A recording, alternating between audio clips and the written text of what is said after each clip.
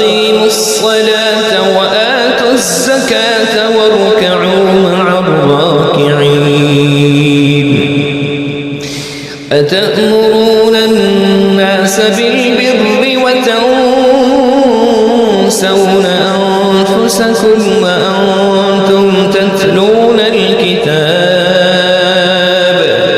أفلا تعقلون واستعينوا بالصبر والصلاة وإنها لكبيرة إلا على الخاشعين